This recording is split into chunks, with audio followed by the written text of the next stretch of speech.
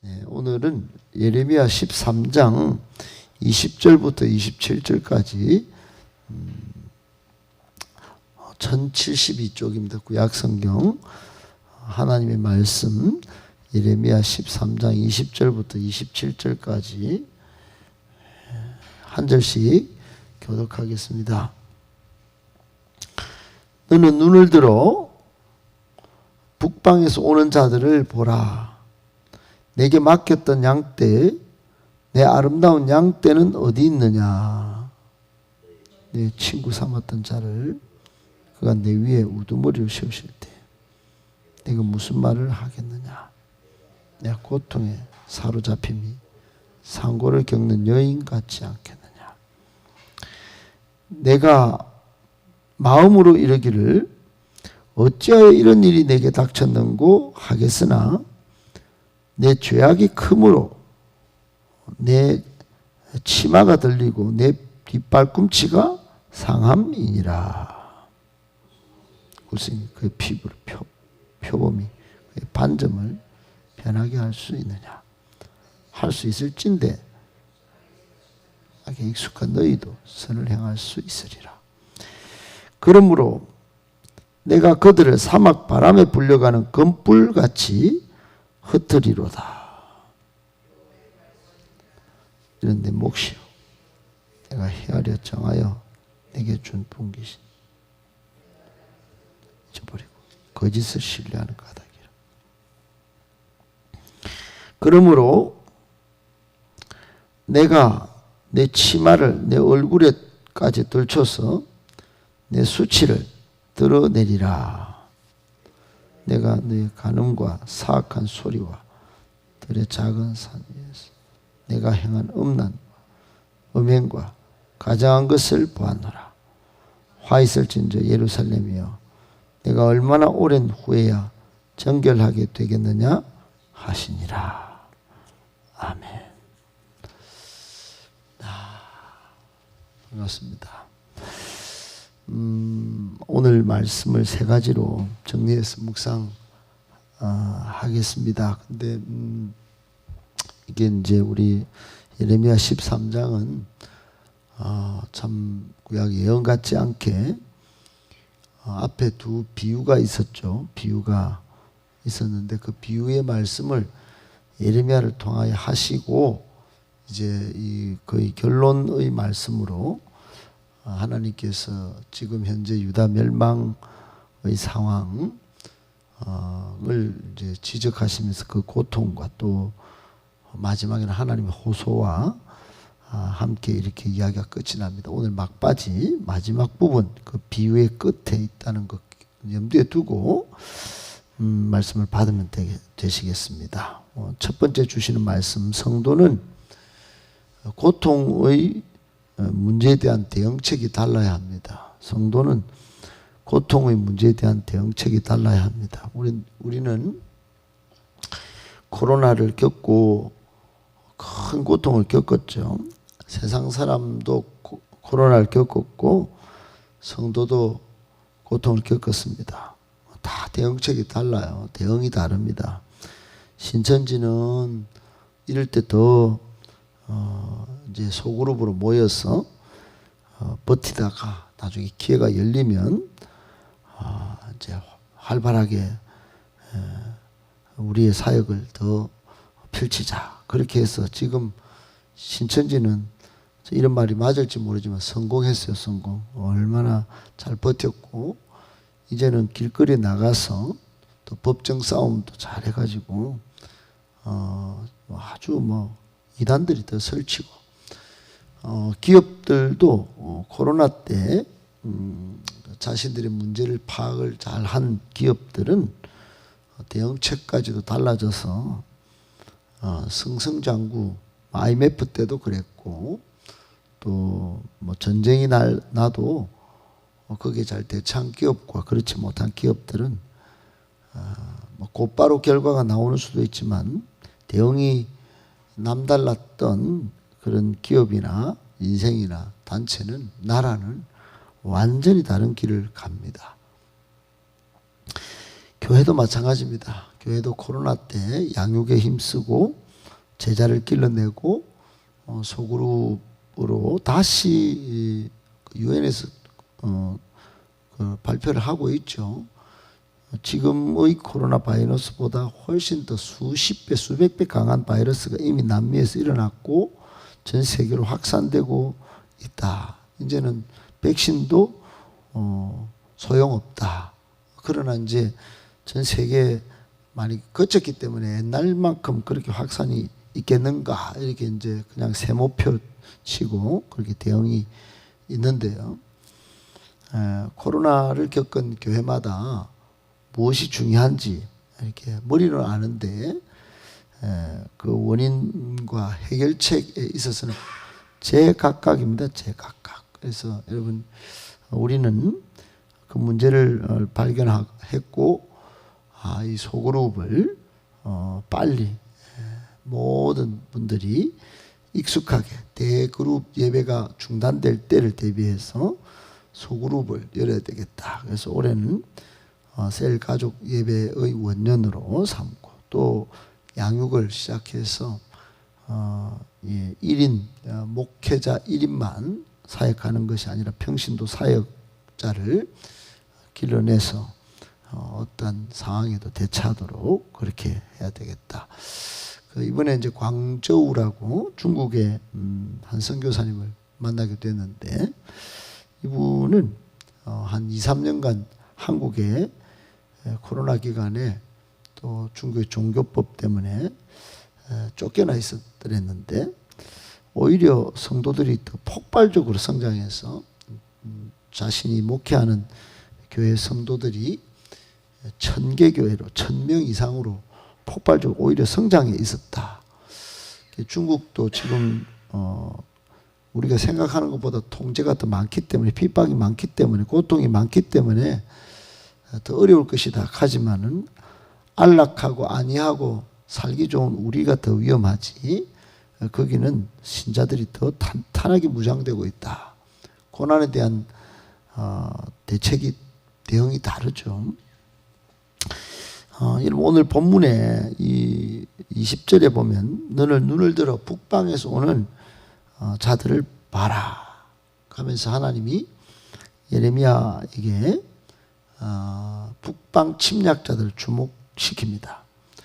북방 침략자는 한마디로 지금 유다가 멸망하기까지 바벨론이 몇 번 이제 침략을 하는데 그때마다 초토화됩니다. 나중에는 예루살렘에 있던 수많은 시민들이 학살당하고 끌려가게 되는데 그런 상황을 지금 20절에 좀 담아놨죠. 내게 맡겼던 양떼, 내 아름다운 양떼는 어디 있느냐. 양이 얼마나 불쌍합니까, 존재가. 그런데 또 어찌 보면 이 양떼는 이스라엘 총칭하는 건데 아름다운 양떼.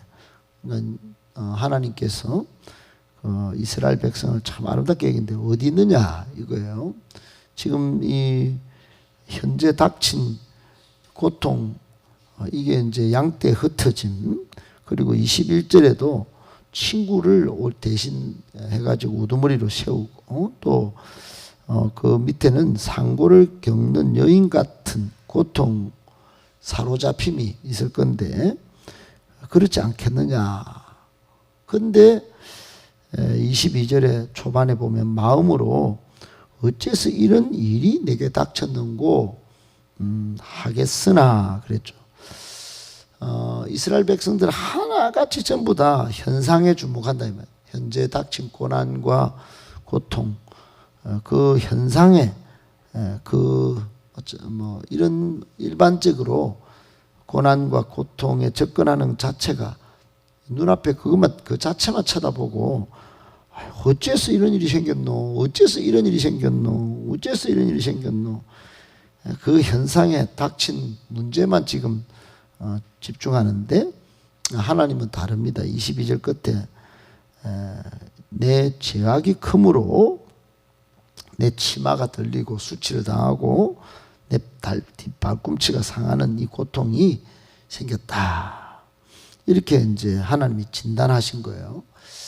이게 썩은 베티처럼 쓸모가 없게 되고 몇 번 예레미야를 보냈다 왔다 그러면서 뭐 몇천 킬로를 훈련을 시키고, 그리고 또 어제는 가득 찬 포도주 가죽 부대가 얼마나 서로 싸우고 부모끼리 자녀끼리 싸우고 뭐 그렇게 막 사납게 된 이스라엘의 그 마지막 위태로운 영적 상태를 말씀하셨는데, 어떻든 여러분, 성도는 이 말씀에서 하나님께서 주시는 교훈이 뭐냐면, 현재 고난, 고통, 그 뭐 지금 당장 일어나는 문제 그 자체보다도 그 원인을 발견하는 것이 문제 해결책의 첫 번째 기준이고, 두 번째는 문제 해결책을 더 진지하게 살펴볼 것을 말씀하는 내용입니다.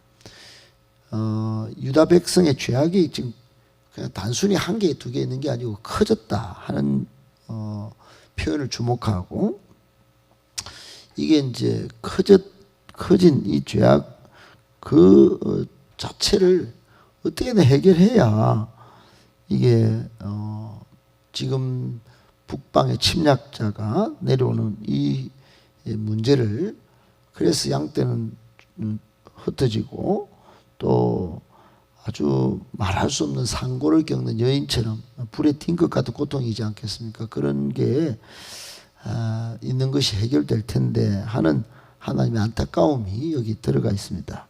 여러분, 우리 각 개인이나 교회나 나라나 문제 자체, 지금 일어나는 뭐 자연재해뿐만 아니라 내적인 영적인 여러 가지 문제 현상만 보지 말고 그 현상 너머에 또 그 깊숙이 있는 그 원인을 발견하려고 하는 영적인 민감함, 영적인, 그래서 또 문제 해결책에 앞장서는 영적인 분별력과 또 영역, 여러분 우리가 꼭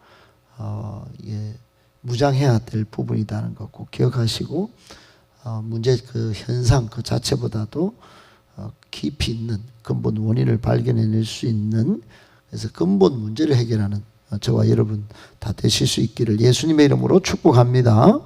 아멘. 두 번째, 우리는 선을 행하는 첫 습관이 중요합니다. 여러분 23절에 보십시오. 참 우리 본성을 건드리는 말씀을 하십니다. 구스인이 그 피부를 어떻게 변하게 할 수 있겠나, 또 표범이 그 반점을 변하게 할 수 있겠나. 그리고 하반절에 이렇게 되어 있죠. 할 수 있을진데 한번 죄에 익숙한 너희도, 악에 익숙한 너희도 선을 행할 수 있겠지. 그게 이제 반어법을 쓰시면서 하나님이 약간 콧방귀를 끼시듯 이 마지막 유다 백성들이 너무 악에 익숙해졌다 이 말이죠. 그 악에 익숙해가지고 아예 이제 DNA 자체가 유전자가 그 악의 유전자가 흐르는 거예요. 그러니까 구스인이라면 에디오피아인인데 그 흑인입니다. 이제 흑인이 피부를 바꿔낼 수 있습니까? 못하죠. 불가능입니다. 그리고 표범이 반점을 바꾸는 거, 이거는 그냥 유전자가 그러니까 태어날 때부터 피부색과 또 그 피부 자체가 그렇게 될 수밖에 없는데 못 고친다 이 말입니다.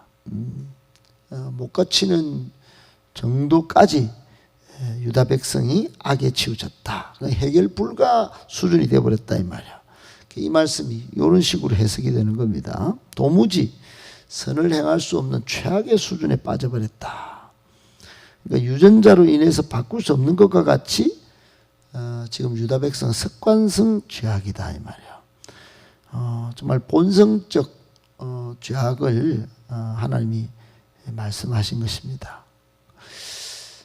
여러분 이런 말씀까지 할 정도가 되었으니 유다인들은 정말 이런 말씀을 들으면 깨닫는 지혜가 있어야 됐을 텐데 전혀 못 깨달았죠. 예레미야의 말은 지나가는 철학적 수준, 관념적 수준으로 그냥 받았을 것입니다.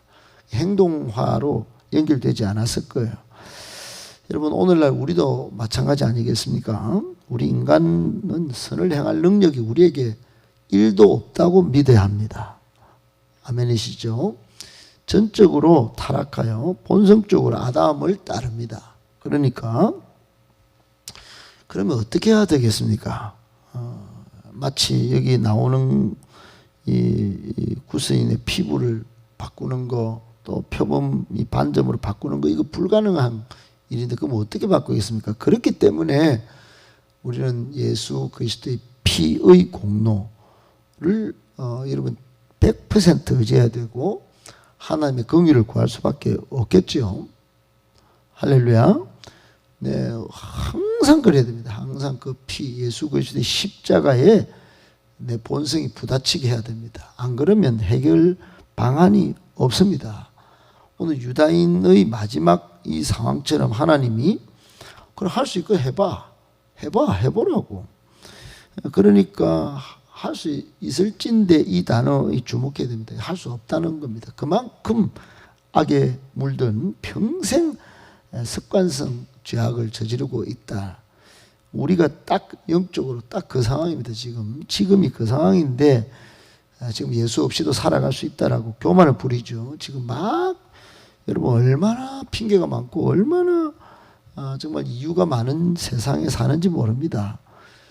그렇기 때문에 여러분 근본적으로는 예수 그리스도의 십자가와 하나님의 자비 그 긍휼을 구할 수밖에 없지만은 우리가 할 일이 있습니다. 우리가 할 일은 이미 하나님의 자비와 그 십자가는 주어졌고, 두 번째로 할 일은 선을 행하는 첫 습관, 수레바퀴 삶을 계속 살면서 이제 영적으로 또 내적으로 이렇게 바꿔가는 노력이 중요하다 이 말입니다.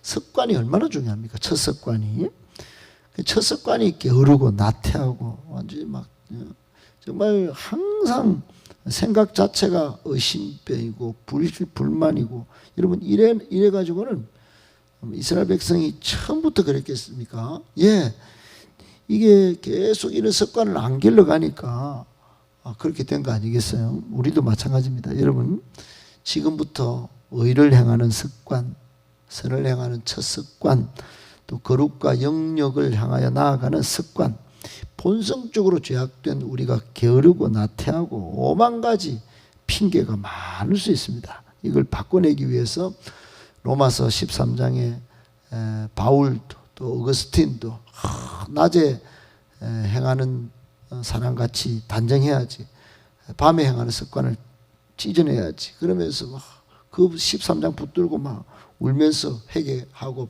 삶을 바꿔냈다 그러지 않습니까?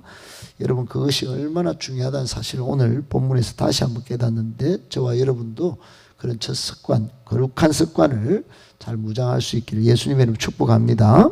마지막 세 번째, 하나님의 백성의 정체성을 지녀합니다. 여러분 성도는 예수 그리스도 영접하는 순간 하나님의 자녀가 되죠. 그래서 머릿속에 나는 그리스도인입니다, 나는 하나님의 자녀요 백성입니다, 이런 정체성이 딱 들어가 있어야 됩니다. 그게 내 아이덴티티니까. 근데 여러분 오늘 본문에 보니까 25절 하반절에 하나님을 내가 나를 잊어버리고 이런 말씀이 있습니다.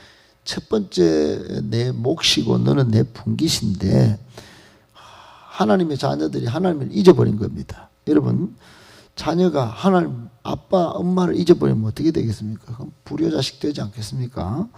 또 거짓을 신뢰하는 까닭이다 그랬어요. 이게 다 북방에서 침략자들이 다 뺏어가는 포로로 잡혀가는 이 일이 여러분 거짓을 신뢰하는 게 이게 마귀의 자녀임을 자인하는 꼴입니다. 마귀는 거짓말의 장이죠. 마귀의 자녀임을 인정하는 꼴과 같이 거짓을 자꾸 신뢰하고, 27절에 보니까 하나님을 버리고 우상 숭배한 거. 여러분 하나님의 백성이라면 우상 숭배하면 안 되죠. 하나님의 백성답게 살아야 합니다. 그래서 하나님이 마지막에 화이슬 진저 예루살렘이여 네가 얼마나 오랜 후에 정결하게 되겠냐, 얼마나 시간을 더 줄까.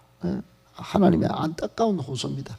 하나님의 한탄, 화를 선포할 수밖에 없는 하나님의 심정, 고스란히 한 구절 끝에 그렇게 심어놨습니다. 사랑하는 여러분, 하나님의 백성의 정체성과 또 성경적 가치관을 늘 무장하여 그 백성답게 하나님의 일꾼답게 그리스도의 제자답게 여러분 그렇게 늘 그렇게 무장해서 그래서 하나님이 정말 마음의 시원함을 느끼고 또 기쁨을 느끼게 하는 그런 하나님의 자녀들, 하나님의 백성들 다 되실 수 있기를 예수님의 이름으로 축복합니다.